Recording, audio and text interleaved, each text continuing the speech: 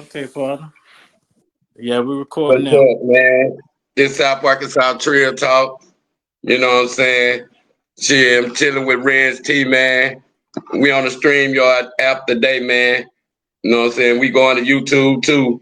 But, you know what I'm saying? I had to get them on for the night out. I felt like I'm going to have to get another. I think it's my connection some kind of way. It ain't letting me on this Facebook app. It get the messing up sometime where I'm at. So I have to go off this app or YouTube now, or go outside one. It's all good. It's all understood. Man, what you have been up to, man?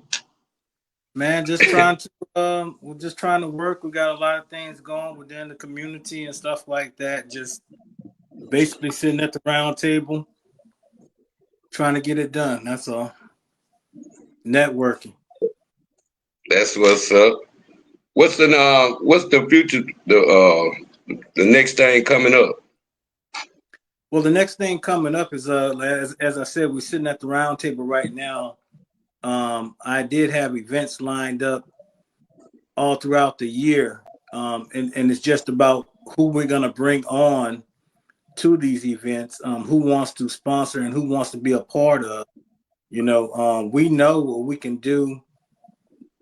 In the organization that I'm in, Men of Purpose, we know what we can do on our own, but we're just trying to see who wants to be part of or who have the same mindset as how we're trying to move forward within the community, and want to get on board. So we're onboarding right now.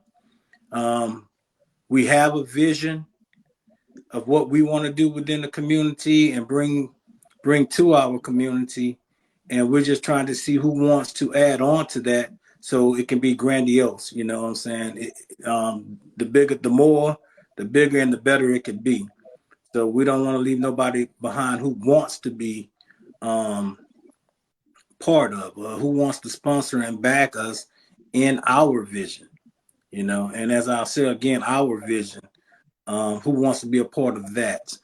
So we're still sitting at the table, negotiating, funding, everything that goes along with putting forth a it's business oriented. So um, I have to give a detailed plan of what we're trying to do, and it takes a little time. But the next thing we got, I know for sure that we got Levi Lawrence coming to El Dorado. We got a fun day in the park. We got several different programs that we want to administer into our community, more so targeting the youth and parenting, things of that sort, especially defining um, the character and the stigma surrounding men, you know.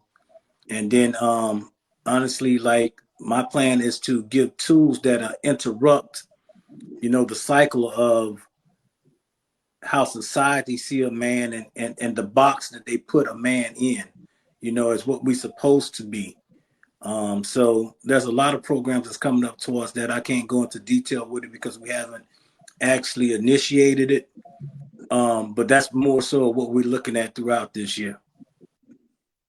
I was looking at something on far as the uh the list that was floating around with the young man on it on it with the jumpsuit, the orange jumpsuit on. I'm gonna say the jailhouse suit on, and it only brought me back to, you know what I'm saying, that's what really made me speak into Man of Purpose last night, because we got like our youngsters coming in now, and it don't matter what church, like, do you have to have a church home to be a part of Man of Purpose, or do you have to, you know what I'm saying, come as you are? How is that relating on how you start, you know what I'm saying? Because, some people say they come. Do you have to get a membership? How they be, how they get in there? Okay, it's not a matter of getting in because the organization as itself is set. Let me put that out there. It ain't something that you have to join. It's something. Well, it's a movement. Men of Purpose is a movement. the foundation of Men of Purpose is set, and we're just basically kind of show what different things look like. You know what I'm saying? We can't tell somebody to do something without showing them what it look at like, and we just try to be that example. No, you don't have to be part of any type of religious organization. It doesn't matter what your religion is. This is more so if you're seeking to be a better person, and actually are you on a search for your true purpose, you know, or what that purpose may be. And if we can help you in that direction, so be it, you know. And we have different levels to this. You know, they have some people that are highly spiritually mature, and then you have people who just touching the basis of their spirituality, you know, seeking something different. And if you're moving in that direction and you're seeking, first of all, you got to have an open mind. You know what I'm saying? You got to be open to trying something different outside of yourself. You know what I'm saying? But if you just about yourself, then Men of Purpose is not for you. You know, if you already got an outlook on you don't need anything, then why are you coming? You know, you've already decided what your purpose is gonna be. So we're more so just trying to be better men and develop, you know, better skill sets, you know, being accountable for the things that we put into society, you know what I'm saying? And you can never make up for it, but you can do better.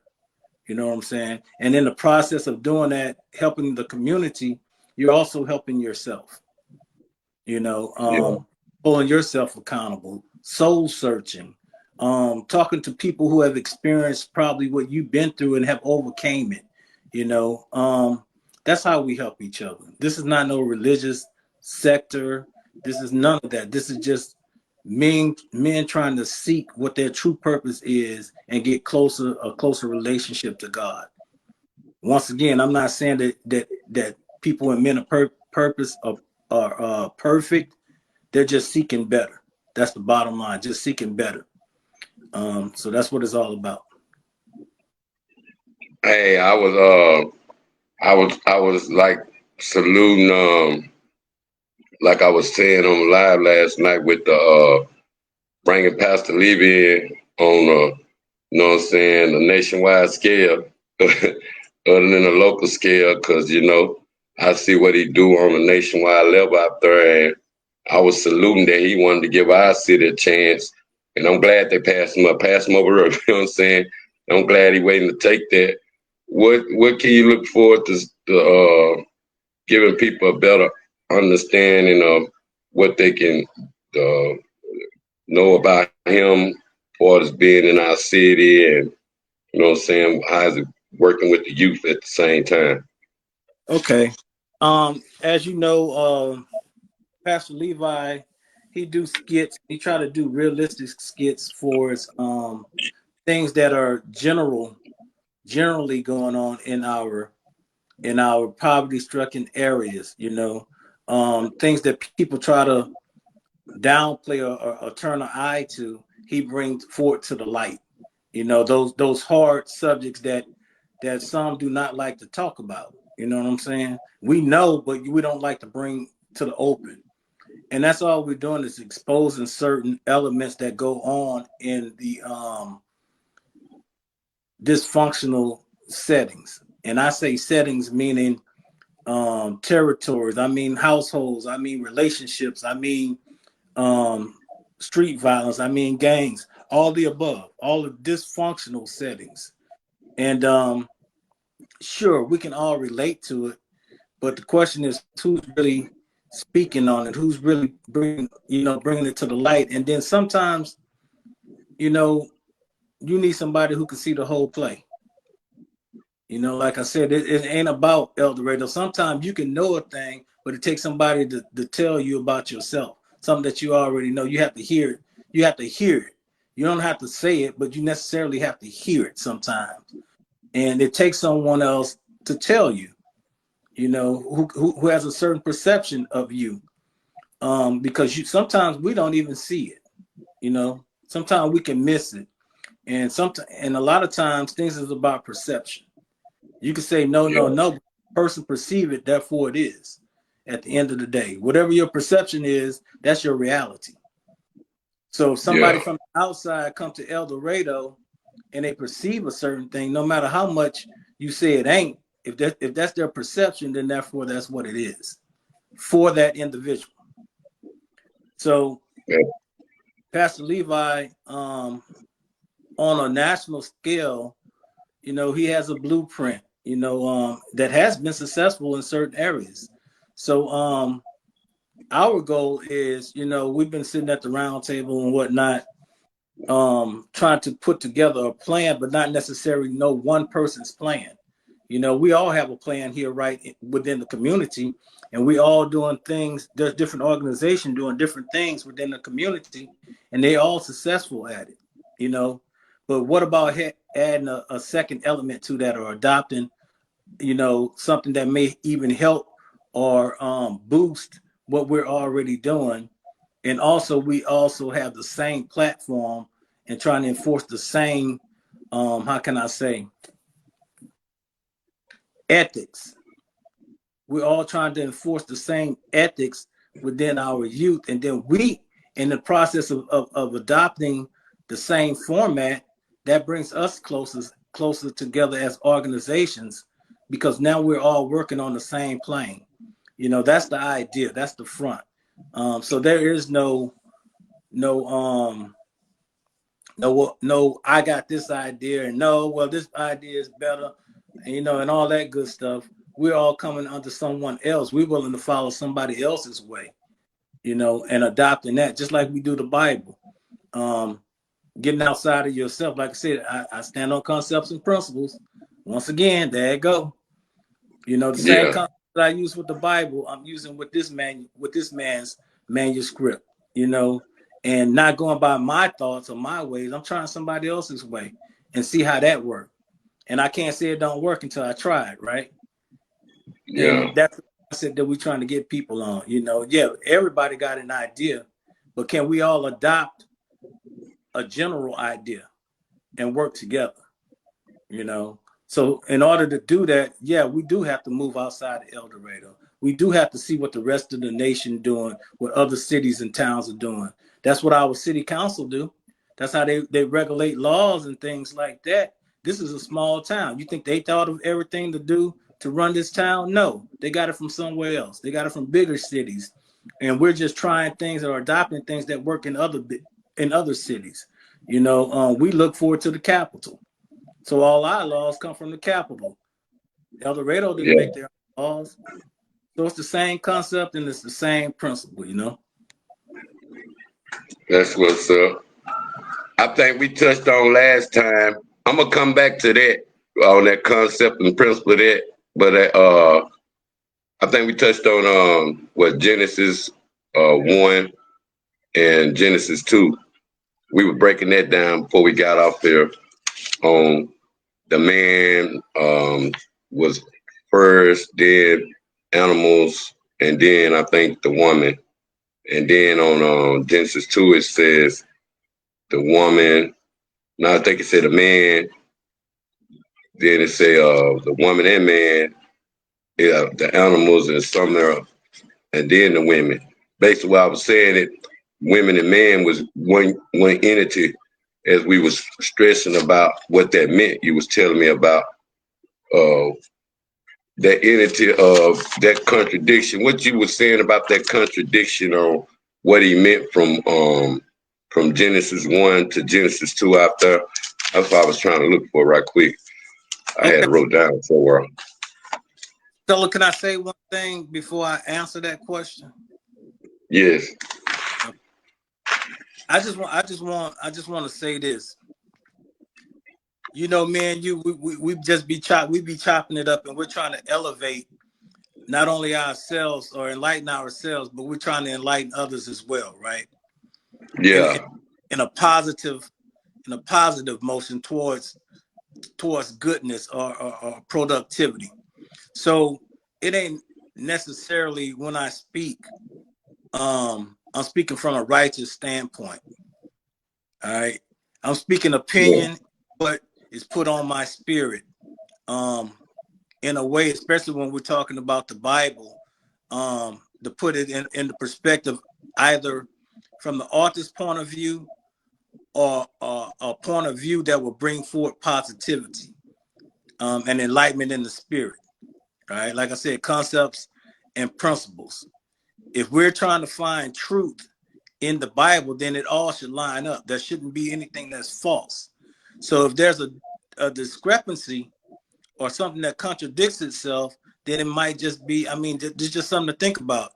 If all Bible is true, then the contradiction might be in the individual's reading or the individual's reading. And we're talking about a book that's supposed to enlighten the spirit. So, of course, things of the spirit are going to be contradictory to things in the world. So we have to find that contradiction. You know what I'm saying? There's no right or wrong. It's just perspective, right? And I try to watch a perspective that brings forth a positive outcome. That makes sense? Yeah, Right. that's what we were expressing it about what we were saying about that part, which you was stressing about that. That's why I like the understanding you had gave about it to know what it meant then, in Correct. your perspective. You know what I'm saying?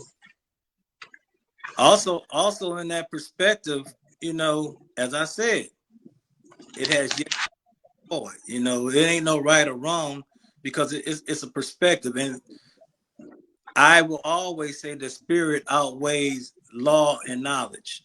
You know what I'm saying? So, and that has yet to fail.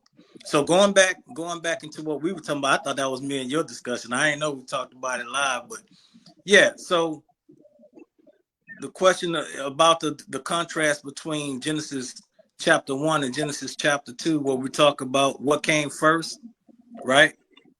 Yeah. Okay, in Genesis 1, we're looking at the chronological order of things, right?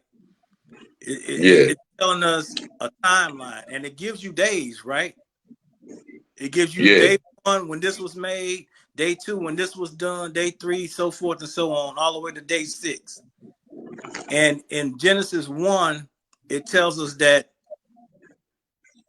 the same day that the animals was made, man was made on the same day. All right.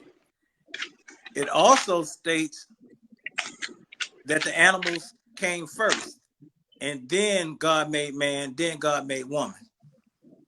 That's the concept that you get in Genesis 1, right? Yeah. Contrast in chapter 2 of Genesis. The reason for me, in my enlightenment and my understanding and my studies, Genesis 2 is not a chronological interpretation. All right. Genesis 2 point from the author's point that I believe, based on my studies, that the author was trying to get God's order and God's power. That was more focused on that instead of what came first. Yeah. Genesis 1 whole goal is to tell you what came first and in what order it came in. That's not the purpose of Genesis 2. That's why there's a contradiction. See what I'm saying? One is talking about chronological order, and the other one is talking about God's power and the relationship of man, woman, and animal. Okay. That do make sense though. Cause I think said with the woman, I mean with the animal, because the animals were mated. You know what I'm saying? What came first before that? Noah's Ark. That was before that. That was after woman and man. Because you know that's Noah's Ark was this too. Noah's Ark. Well, Adam and Eve came way before Noah's Ark. Okay, then I was just making sure. Yeah, because Noah came after Adam and Eve. Remember, Adam and Eve is first woman and man, so Noah came after that. Okay. Yeah, but there was a new beginning with Noah and his sons and animals. The animals were already linked. So yeah, you're right. Also, in the beginning, they were already linked, basically. So so yeah, the chronological order of humanity, or the earth for that matter, formation of the earth, it gave a timeline. It gave you days and it told you what came first and what came second. That was about timing. But in chapter 2, if it ain't relating to timing, of course you're gonna be confused. Of course it's gonna contradict itself. So you have to look at what the author was talking about, not what we're trying to do. So if you're coming from a way of spirituality or a way of understanding from somebody else's point of view, we have to look at what the author was trying to do. All right. And it seems to me that the author was trying to give the order of life, order of nature. Who has domain is what he was speaking about. God's power, the fact that God created all those things. You know what I'm saying? Not what order he created it in, but just the fact that he did it. You know, he created the animal, so God is the Godhead over that. He created woman, he's the Godhead over that. He created man, he's the Godhead over that. He formed. All right.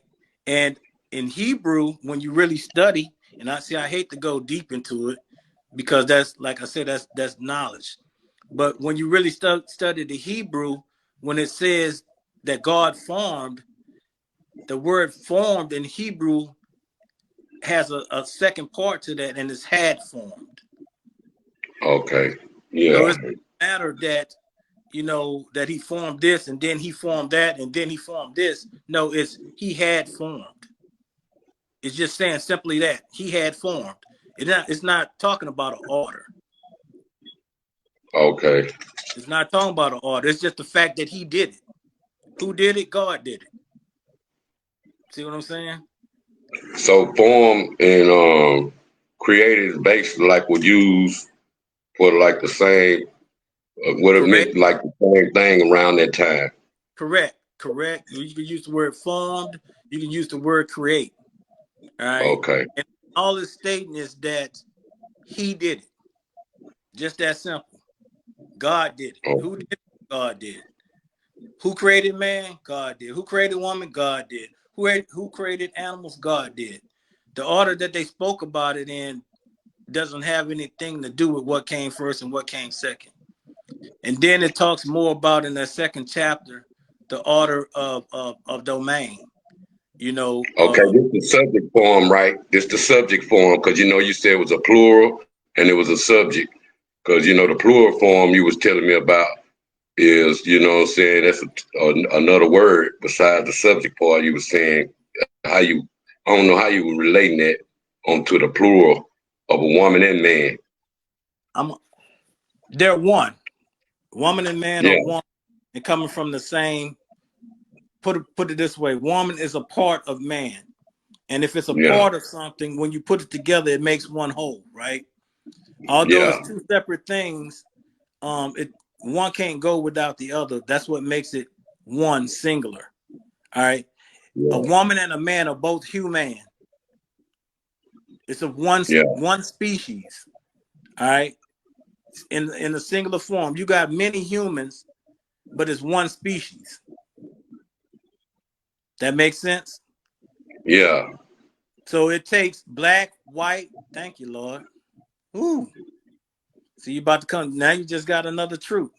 So if it's one species, then that means it takes black, white, Chinese, Mexican. It takes all these different types of human beings to make the species of humanity, which is one. Yeah. That puts it in perspective right there. So when God is talking about the rib of a man, and it ain't even God talking, it's the author of the book speaking about the creation of the world.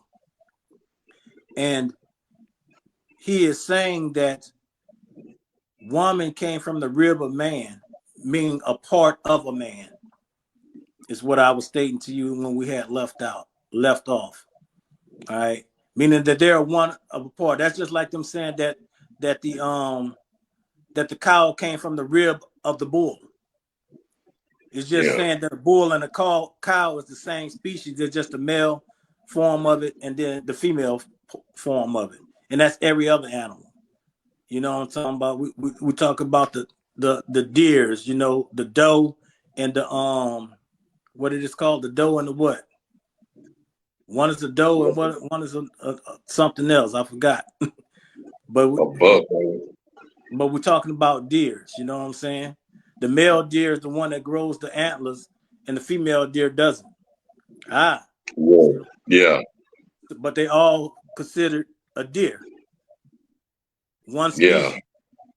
One Yeah. species. So sometimes I think I used the example about a pie. All right, when you think about a pie, you think about a whole. So if you see a slice, you'll say a piece of pie. You're not going to say the pie. You're going to say a piece of pie because you know that it came from another part. But when Yeah. you see it completely together, you say a whole. So if I cut that whole into 20 pieces, then it's 20 pieces, plural, of one thing, a pie. Yeah. That's how God speaks. Because if God is everything, but he's one whole. If he's Yeah. everything, he's one whole. So in him there are many. In him there are many. That there's us, there's the animals, there's the trees, there's the bird, there's the water. All these are singular things. But into him, if he's all part of all those things, then he's one whole. Yeah. So when he's speaking about let us, he's talking about everything within him, plural. Yeah. But he's one with So that's all, the and that's my understanding. That's the knowledge, and that's the spirituality that the Holy Spirit has given me, that type of enlightenment to understand it that way. And see, and understanding it that way, if I can understand the beginning that way, it allows me to move forward throughout the rest of the Bible. But if you can't even get that concept, you're stuck right there in Genesis. Feel what I'm saying? You can't move no further because you can't even fathom that much. So all the rest of it's going to be messed up for you too. hey, that's the best. You gave that explanation right there, explaining it. Showed about the pie. The pie can make two pieces, but it take a whole pie to me equals one. You know what I'm saying? Yeah. Yeah. So I understand where you at with that for sure. I think we was on something else. I think I asked you about King Solomon and what's the meaning of that story from there and Job, how that was relatable and what was Job meaning what God was saying on, I think I said on you had everybody ask for wisdom. You had some people ask for money, and then what I'm saying, you had some people ask for, money and wisdom, what I'm saying. I forgot we did, but I know some he had for wisdom. He was granted with all of them. And I think you said Job something he was telling me about on Job, because I think I asked you something about why was Job had everything, but he wasn't happy. He was miserable still. He had everything in the world, and he still was miserable out there. And that was two subjects. So from that King Solomon, what it means, and from that Job, what's the two different stories of what we was talking about that day? Okay. Well, it seemed like there was a little mix up there. Solomon um, did ask God for wisdom because he was in a state to where he had to make decisions on kingdomship. He had to Yeah, govern over the land. So he wasn't looking for riches. He wasn't looking for anything like that most people would be asking for. More so, he wanted wisdom. He wanted wisdom to know how to run a kingdom, be a king head, because everybody was getting killed before him. You know what I'm saying? It wasn't long. Kings didn't live long, put it like that. So he wanted to know how to run the country because he didn't feel like he had the knowledge. So he wanted God's wisdom. He wanted God's understanding of things for him to make wise decisions based on his kingdomship. All right. And he could have asked for riches, but God said, being that you asked for the most thing, you asked for my understanding. You asked for something of me and not for something of the world. So therefore, not only am I going to give you part of me and my understanding, I'm going to give you the world too. See what I'm Yeah. saying? And in doing that, even though he had the wisdom of God, sometimes you get caught up and you want to expand even more. So you based on, like based on scripture, we could say that Solomon had an addiction. He had an addiction of wisdom and knowledge. He wanted to be all understanding. So he wanted to explore, explore, explore, explore. All right. Outside of his kingdom, outside of God. He wanted to look at things beyond his God. He wanted to look at other people's gods.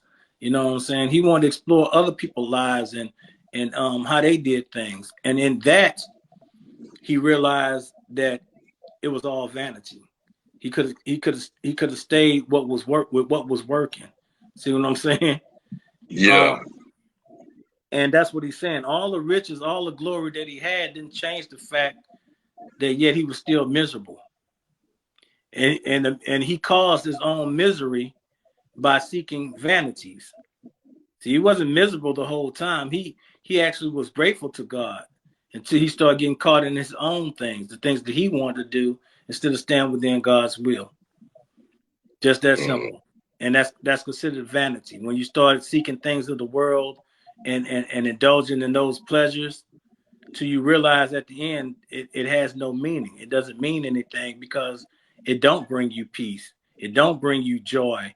There is things that we bring upon ourselves, destruction that we bring upon ourselves that has nothing to do with God or the devil. Sometimes we can be our own devil. Sometimes we can be our own worst enemy, and we blame it all on the devil. It's based on our decisions, and Yeah. that's in its entirety for the most part of what Solomon was talking about, um, based on his life experiences, and he tried to show the future kings, his children, like this is the timeline. This is what I've been through. These are my experiences. Learn from my lessons. You know what I'm saying? And the overall lesson is stick to God's wisdom and not your own. All That's right. Proverbs too. You think that's Proverbs? Lean not on your own understanding, or knowledge understanding to correct your path in all ways. I think that's the name of say Correct. something like that. Correct. All of that actually, Proverbs is basically a manuscript that's given direction, and that was really written for his sons, a guideline for his sons that we done got a hold of, giving them that knowledge, giving them that life experience so they don't have to go through it, that's supposed to be passed down through the generations, but obviously we done got a hold of it. And then going into Job, you're looking at a servant of God. It's not a man who was a king, but he had wisdom. And he knew something that Solomon didn't know. And it's the simplest thing. Simply just serve God. Yeah. Just that simple. Which is why he had everything. God gave him the riches. He had good land. He had a prosperous life simply because he served God, not because he asked for any of that. He's just a man who honored God, and he had a good life in doing so. God granted him with a peaceful life, and it ain't about what he had. It's just the fact that he had joy and he had peace, right? And then you Yeah. find somebody like that, and what it states is that the book states that the devil and God had a conversation, right? Yeah.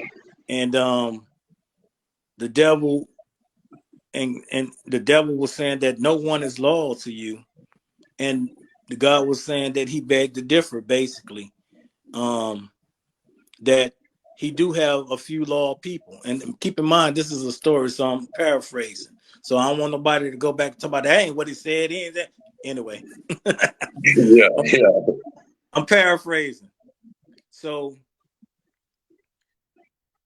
God God and the devil had a conversation, and basically the devil was saying, that, these people really don't follow you, this and that. You don't have nobody that truly follow you. They only follow you because you're basically giving them everything. So God basically says, well, I have one. I could think of one right now that I bet, you can't break, basically. And he said, well, have you considered like my child Job, basically? Have you looked at Job? Have you tried this guy? And the devil tells God, well, shoot, I can't do nothing with him because you got your hand on him. You protecting him. Yeah. You know what I'm saying? So God was like, okay, well, the only way we're gonna know for sure is if he truly following me for me, or is it for what I'm giving him, is for me to remove my hand from him. So God basically gave the devil permission to mess with Job. Feel what I'm saying? Yeah.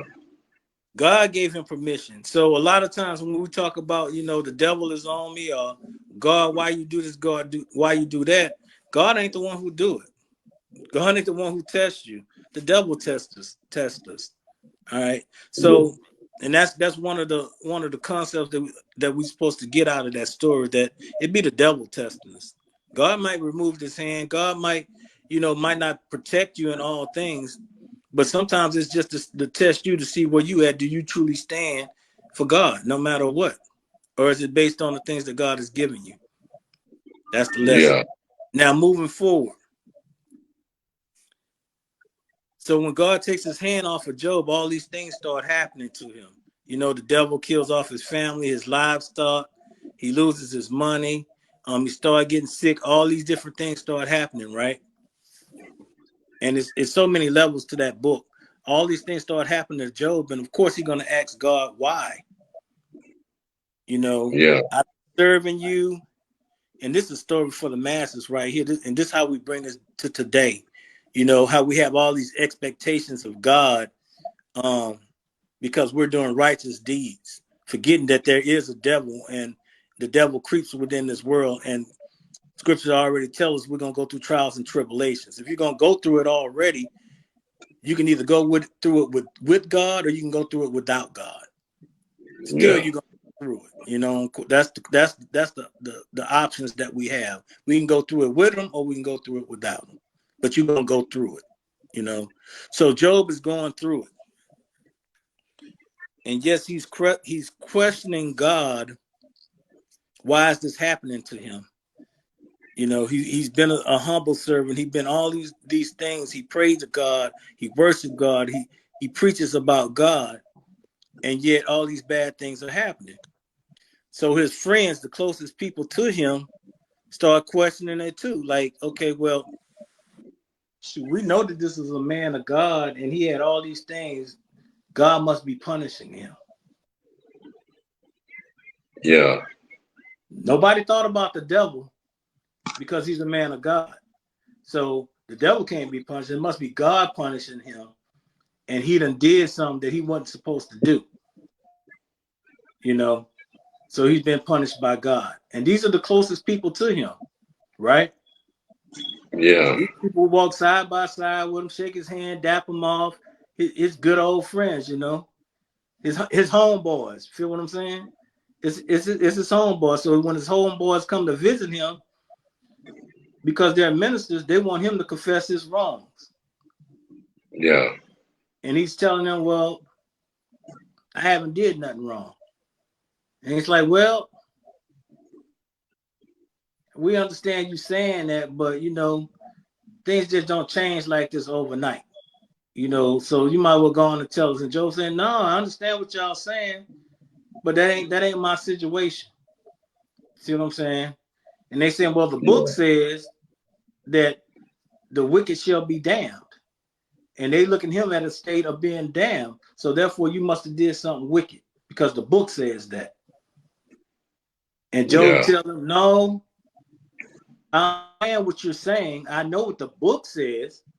I know what the scriptures, I know what the black and white say, but the black and white is not my circumstance. Yeah. See what I'm saying? So Job asked him, do you believe what the book say, or the man that you've been walking with every day, who y'all been knowing since a child? Y'all know me to be a man of God, and yet you're gonna tell me what the book say.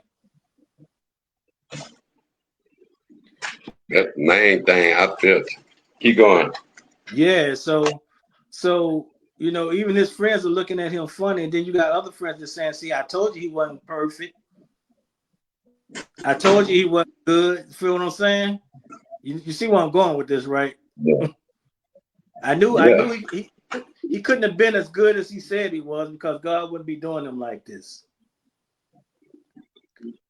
Then he got his wife on side and them telling him, well, this God that you've been serving, you need to damn him or forget about him, because your God wouldn't allow you to suffer like this. And Job started to think, and it kind of swayed him back and forth. But as he said, at the end of the day, he's still asking God, well, why me? What did I do? Why are you doing this to me? I've always served you. So he never gave up on God. He never damned God, but he just asked the question, why me? Yeah. All right. And in the end, God tells him basically that he had been naive, that he had been looking at it the wrong way. And God is disappointed in him for the simple fact of him even asking, why would God do it to him? Because he know the things of God are good. He know that he has served him this whole time. So why would God punish him? He knows all these things already. Once again, going into knowing something, but actually hearing it from somebody else. Yeah. So God tells him, well, if I'm the God of good things and bad things are happening to you, then those bad things must come from someone else. Yeah. So you have to look at the enemy. You have to look at the devil, you know. But in your failure, you failed in that. You know, you failed in understanding that part of God. All right. But here's the hit. Now I'm going to show you my power, because you never turned your back on me, despite of what you're going through in the world. You never turned your back on me. So therefore, I'm going to give you everything back That's what. and Yeah. more, because you never Yeah. turned my back on me. So it really didn't matter what I gave you. It's the fact that you looked towards me. You still saw me as Lord. You didn't turn away from me. You didn't disclaim me. You didn't commit blasphemy. You didn't say, forget about me, I'm going to do the devil work. None of that. Yeah. You remained the Yeah. same. So God Hey. blessed them twofold, gave them everything back, and he went on with life. So that's the difference between Job and Solomon. The two different perspectives of the same thing. One came from a way of all knowing and knowledge, and the other one came just from simply being a servant. Hey, that Job, it's a lot though. To like things be happening over time, and you don't know that if is it coming from the devil or is it coming from God to gain your faith more out there, or is it coming from you to see if you go give up on the Lord out there? Hey, I can kind of feel that in times of wanting to give up on your faith because bad things were happening, and and like you said, he can give it back to you if it's God's work out there. If he took it from you, he can give it back, and plus more out there. Feel me? Correct. Correct. Hey, I Correct. had came across something else. Go ahead with that one. What you think about that though? Uh, People losing their faith when bad things happen out there, and them be wanting to give up at that time right there. Don't know if it's God or devil taking their faith. Well, God ain't gonna take your faith, and that's part of it. Like as I said, God can remove His favor. He's not going to be the one that does bad things to you. He will allow bad things to happen to you. It's a Yeah, difference. See what I'm saying? You can have the hand of God covering you, and you can be under his umbrella of protection. But then he can also remove that and send you to the wolves. You know what I'm saying? He's not the one who's going to do the bad things, but he's going to allow the enemy to. And sometimes, as I said, keep in mind that we got the gift of choice. Yeah. See what I'm saying? And if you're moving, if your choices and your will don't line up with God's will, then he has no choice but to remove his hand off of you. But it's your Yeah. decision. It ain't his decision because he already tells us. You know, if you're doing things that are wicked, and you know the God spirit and the devil spirit can't dwell in the same house. So it has to Yeah. move. It has to move, or it's going to sink further down. And the ways of the enemy or the ways of nature are going to creep in and overcome it. It's not to say it ain't there. It's just been buried. You know what I'm saying? So God removes himself. He lets you do your own thing. So sometimes that devil might just be you. Yeah.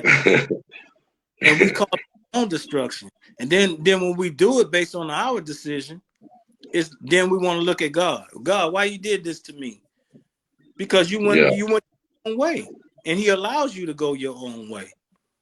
All right. Yeah. Then there's other times where your faith is tested. You could say that you're a man of God, or that you're doing things in God's name. And then the enemy will say, okay, well then let's see how strong that faith really is. Are you just talking, or are you Yeah. really about it? And God will say, go ahead and test them. But it ain't Yeah. God doing the testing. See what I'm saying? So that's all the lessons and the concepts that we can get, when we really look into that story. There's so many different things that you can relate to today that's going on right today with people. Coming from the book of Job. It's like three different elements, that I look at. I break it down into three different things that we can learn from that book. There's so many others, but there's three that I've learned, that I'm speaking on. Yeah. While we on that, the principal concepts, because I was thinking about what I was asking you earlier, that doing to others what others doing to you, and the golden rule. That's the Christian, you know what I'm saying, the duty. That's 720. Luke, the 6th chapter, the 31st verse. That's the way of, you know Jesus. what I'm saying? Yes. And I think it was another one in here. It said, because you got three ones. I think Philippians, Philippians chapter in there too. It was saying something about doing to what others do. But one is that first one is the golden rule, and then that's one the promise that God will never leave forsake you when you seek Him. So if you choose to do good in the golden rule, then the seeking part, it's like break them down on the your best out of what that mean when you say doing to what others doing to you, and treat others like you want to be treated, based Okay. upon. That's pretty good, bro. That's pretty good. Well, first of all, in my studies, I have yet to find that in the Bible, and that is do With unto others as they do unto you. All right, but that concept comes because it's natural for us. All right, and when a lot of Yeah, people say that, it's because you come from a time a lot of law, and they relate that to where it does say in the Bible that an eye for an eye and a tooth for a tooth. yeah, So that's what they relate that particular term to. All right, do as you would have as they do unto you. All right, do unto others as they do unto you, and that relates to an eye for an eye and a tooth for a tooth, which is old. okay, That falls under law, right? If somebody trespassed against you, then you have a right to trespass against them back. If somebody Yeah. shoots, you have a right to shoot them back. If somebody hits you, you have a right to hit them back. All right. That's Old Testament. That's before Christ. That's before we talk about spiritual matters that has to do with the nature and law of man. Right? Yeah. But that's our regular nature. If somebody hits you, you want to hit them back. That's natural, right? But see, when we get into Yeah. spiritual matters, Jesus tells us, do unto others as you would have them do unto you. In other words, treat people like you want to be treated. Right? You want to be treated good, so you should treat people good. But also in that, adding to that, when he's saying that, he's not telling you to treat people good because they treat you good. Because that'll be the same concept as the other thing. Do unto them as they do unto you. What he's saying is treat them in the manner that you would want them to treat you. Even if they treat you bad, the manner that you want them to treat you in is good. You would hope that they would treat you good. So you should always treat people good, despite of. That's what Jesus is saying. Don't do what other people do. You know, just be better than them. Always stand in my way. Always give love. Don't love just those who love you. You know what I'm saying? Yeah. If you're about love, then you're about love. It doesn't matter who you're giving it to. And that's Yeah. what Jesus is saying. That's the concept that Jesus come with to change our mindsets. It ain't well, that's my homie, and he my homie until he do me wrong. You Yeah. feel? Or he's my friend until we don't agree. Or we cool as long as things going in my favor. Feel what I'm Yeah. saying? No, if you're my friend, you're my friend because we uplift each other. And despite you may have trespassed against me, I know that your intent was good. You don't mean to harm me. So therefore, we're still friends. I still love you. My love don't change because of the condition, you know. Yeah. Or even when somebody hurts you, you know, just because that person didn't move in love, do you allow that person to have the power to change your love? So Yeah. therefore, you don't have control of yourself. Everything that you do is based on what somebody else did. Call a slave. Yeah. That's the You moving ethics according of. to I was listening what you just said. I just read that. That was the last word I read too. So you saying when you which do part? that, when you said you just said you don't become a slave, but what you allow someone to do to your back. Uh, Correct. uh, Correct.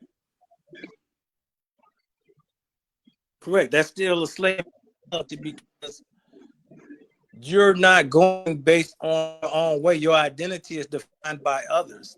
A lot of us do that in society, you know. I'm a slave to it without even realizing slave because you worried about what other people think. Other people defined you. Like I always ask people about rich and especially when I'm talking to women, I ask them the definition of poor and the definition of rich, right? Then I yeah, ask them where when do you cross over to being rich as opposed to being poor? And nobody has an answer, right? The reason why rich and poor is defined is by when you're looking at a worldly term, it's defined by others. Because when you come into this world, you don't know the difference between rich and poor until somebody else tell you you rich or you poor. yeah, See what I'm saying? So that concept comes from other people. And if you go with that, you allow other people to define what success is in your life and what's not. You know, yeah, if a person say you poor, you can have $1,000,000. Somebody tell you poor, and you go with it because they got 2 million. Then what you gonna do? You're gonna stress. You either got a point. You can either say, "Well, I'm good where I'm at because I'm good with myself and I'm at peace with this million," I'm gonna strive to do whatever it takes to get to 2 million because somebody else got 2 million. I want to be like them. You become a slave to that. You become a slave to society instead of just simply, as I tell the youth today, that for as I'm concerned, success is simply being at peace with my decisions. That's Yeah. successful. You know what I'm saying? It ain't about what somebody else putting a number on anything. It's just simply being at peace with my decision. That's what makes me successful because I've had much more based on what the world would say success is, and I was miserable. So are you truly Yeah. successful? I thought the whole goal was to come to, a point of peace and joy. And if you don't have that at the end, then you weren't successful in your purpose. Yeah. You think that would be the problem sometime with people that have success? They don't really probably be their success if it's something that still don't bring them peace. So whatever brings you success in your book is peace. And that's the what you think. A lot of people be stuck in that form sometime of thinking just having money is peace because money don't bring you peace. You feel me now? So that's something I be trying to figure out myself on. What's that successful way of having that peace and keeping that peace? Because that's the ethics of, you know what I'm saying? What does it say? Recuperate to others how you would like them to treat you. So your successful peace, you do you think you collect your peace from the peace you give others, or you collect your peace from what you give yourself? I collect, for me personally, I collect my peace, bro, for being in God's will. All right. When I make decisions based on the principles and the principles that I get from, I'm usually at peace with my decisions. What comes, I'm at peace with it. I told you before, do I always go with God's will? No, I don't. And I come based on those experiences when I weigh it out, when you reflect back on this, and this is what I do. I reflect, and I think, well, dang, am I at peace with the outcome that based on my decision and my will, or do I think I would have had more peace if I would have did it God's way, or the way Yeah, the Bible tell me, or the instructions that Jesus give me? And usually, bro, the outcome is that I would have been better off with doing it Jesus way. You know what I'm saying? yeah, And that's what I come to. So my goal is to do things more Jesus way than my own way. That's my ultimate goal. And the more I do it Jesus way, the more I identify with that. And I know for a fact, and this is factual, that I personally have more peace doing things outside of myself. yeah, Simple as that. When I say outside of myself, I choose to do it um in the way of Christ, you know. Um, but as Hey, a while we man, on that question right there, we do outside ourselves for Christ, and while we on it, I'll just say I put that, and I put the word integrity right there, and I put uh, a hidden agenda right there too.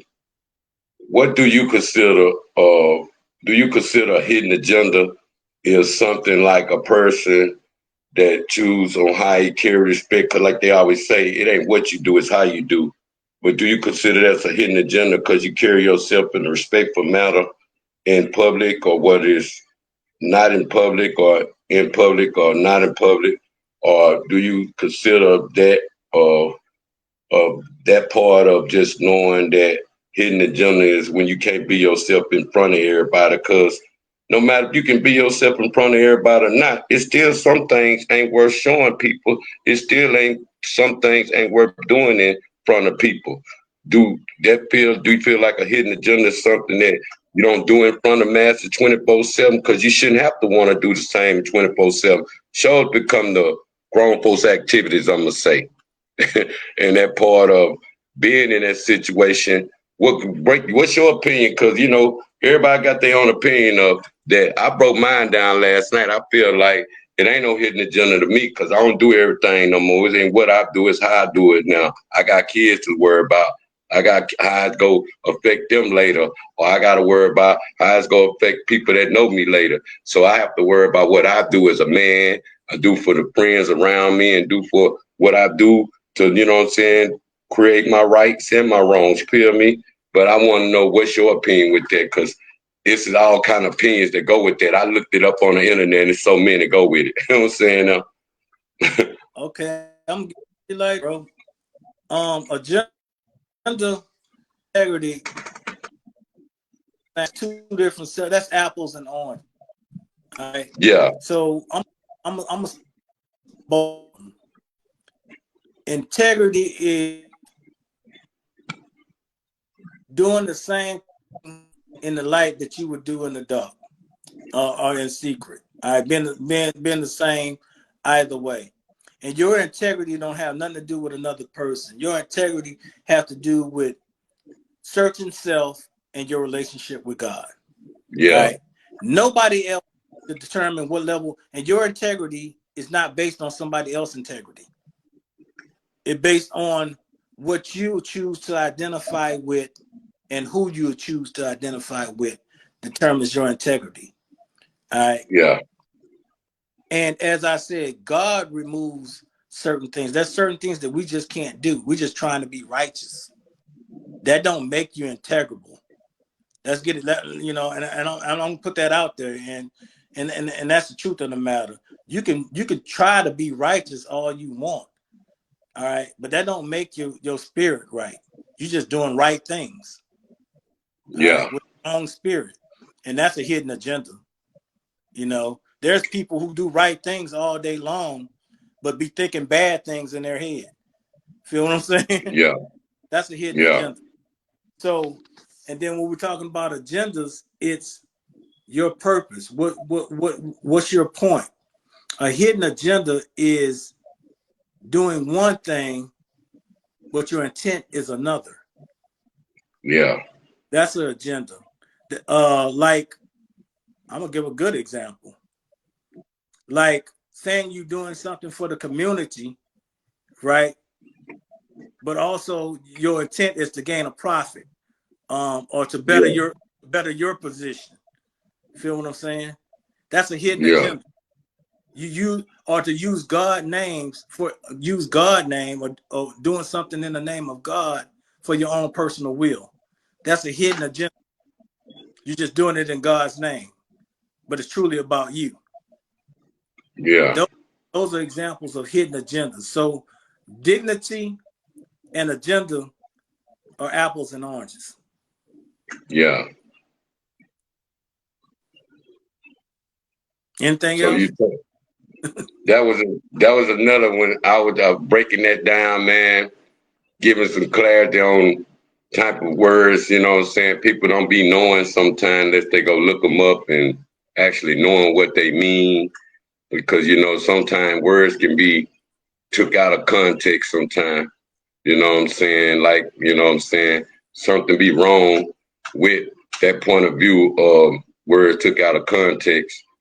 But man, I know we started kind of late tonight. You know what I'm saying? So I don't know where we at. I think we got 5 more minutes. I don't care. Like I was just trying to see where we was with some more stuff. I had one more good one for you. It was had something to do with church and actions. You know what I'm saying? The ones that say they be church, and then you got some that act church. What's the difference in church? Ones that say they actually go to church, or the ones that actually do the church actions out there? What's the difference of those? Because some people go to church but don't do church actions, and some people do church actions but don't do church stuff. See what I'm saying now? It's like most people do church actions sometimes. They don't even have to go to church to do church action. But some people say they going to church just to say they go do church action, but don't do them at all either. So I'm trying to see what's the meaning of church and actions. Because like you were saying, you were telling me something about that once before. When people act church and people actions don't go with church, but they want to be church.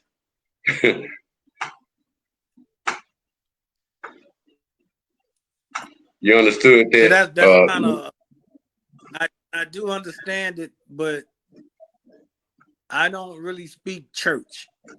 Yeah, I've always, you know, you remember we had a conversation, Skulla, and man, we really be talking, bro. We be chopping it up, and we were talking about in order to change things, you have to be. It's hard to change things from the outside. You have to be inside to show them what it looks yeah, like, right? In most cases, and me, I claim to be a follower of Christ, which means that I practice the ways and the teachings of Christ Jesus, right? That's what I yeah, claim. That's what I claim. I never claim to be a Christian.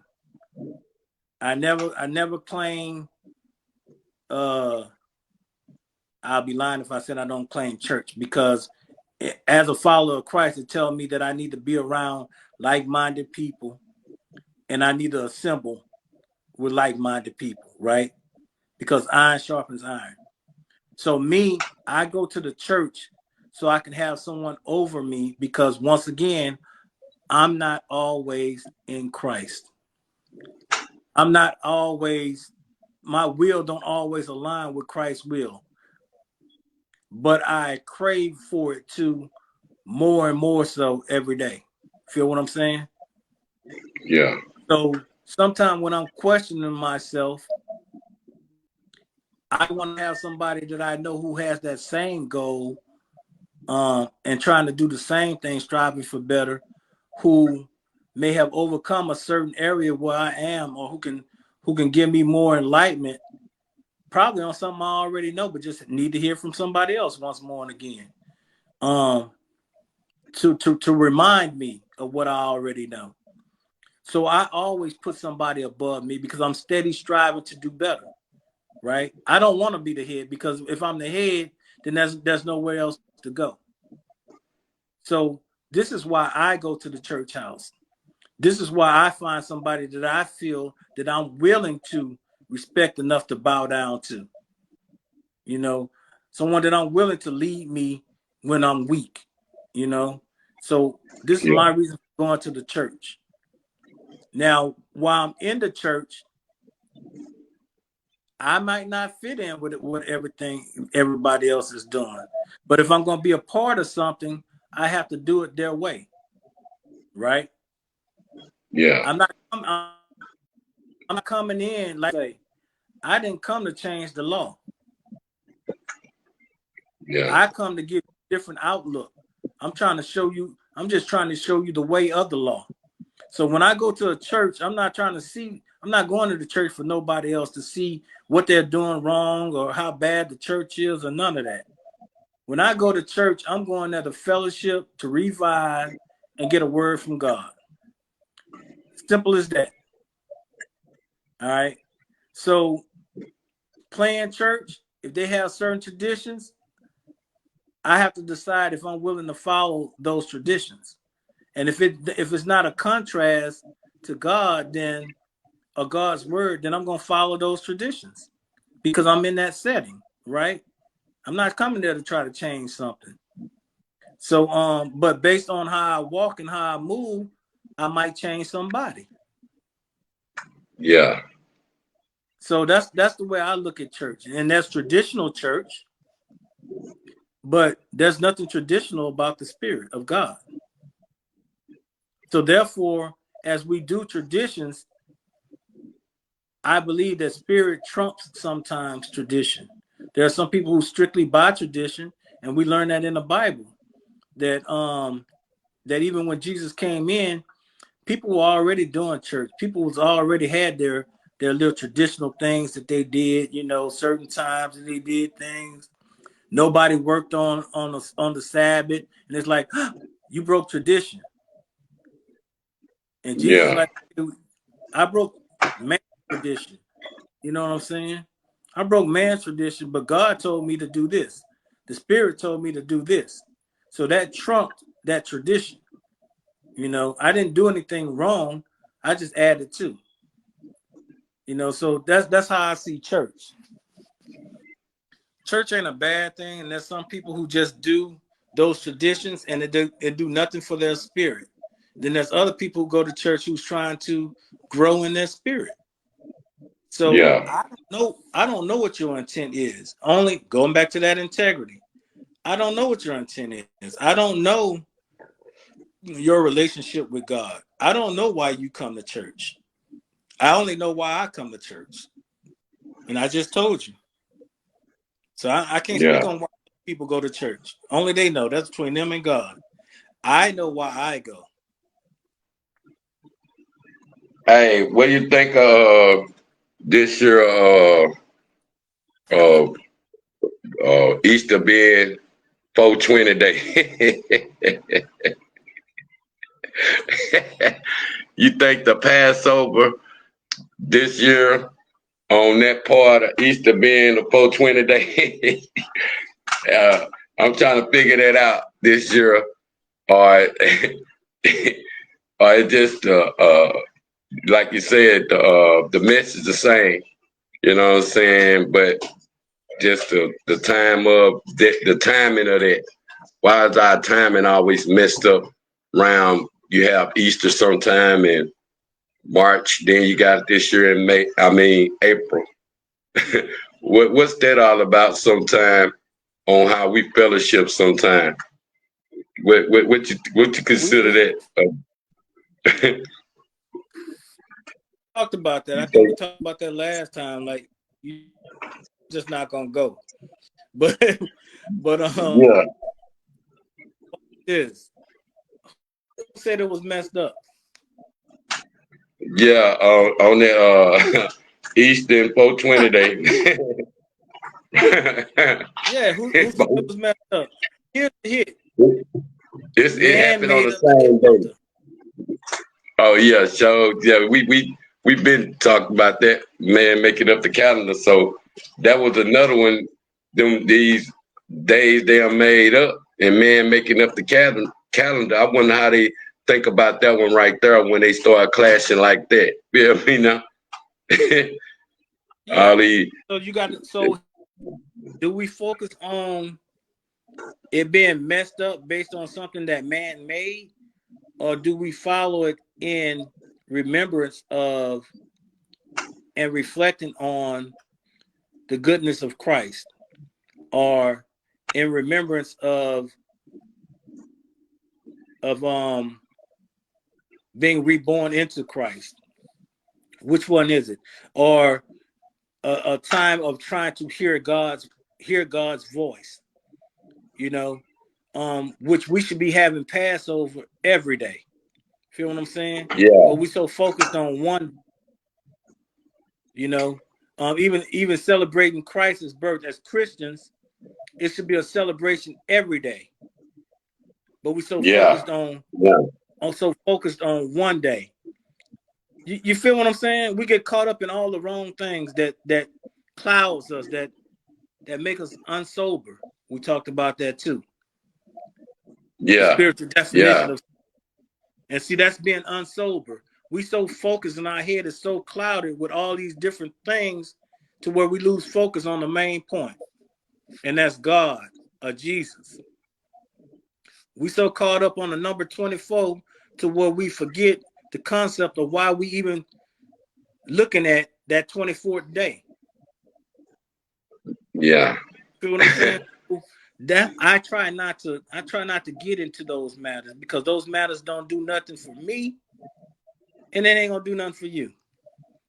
It ain't gonna lift your spirit, and it definitely ain't gonna lift mine. See what I'm saying? It's just a fact of having knowledge. It's just talk. That's why I don't speak on it. It's neither here or there for me. I don't study that. I don't study the number. I can give you the concept. Yeah, feel you.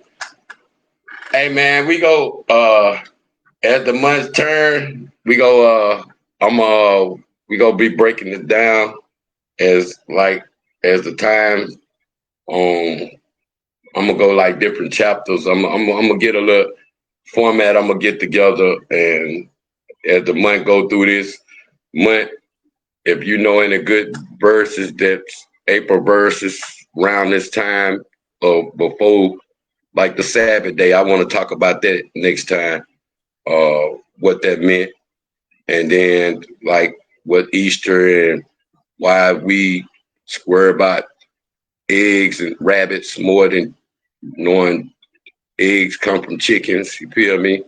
We'll talk about all that too. I'm And good you with know that. what I'm saying? That's something I want to discuss a lot of things adding up in this month, like before Jesus died and what was happening. Send me some stuff, man. We can study together up in there, up leading up to this time before the Passover took, because I know the blood on the. We gonna talk about that blood on the walls of if God came by your house and say you were safe, you were safe. You feel me now? So we gonna talk about that all the days that's leading up to Easter. So I think I'm gonna slash it off for 3 days at a time. So that give us about 20 some days now. You know what I'm saying? But if I'm you good with it. anything you want me to study with you, let me know. You know what, bro? I want to say this. I appreciate you for one, even considering me and giving me enough courtesy to even have a voice. And then secondly, the fact that you even want to, enlighten yourself on some things, bro. So I want to tip my hat off to you for one, for trying to advance yourself in enlightenment, and you're seeking for, and I'm just saying this to the world, that I want to acknowledge that your growth, brother, in trying to find your purpose, bro.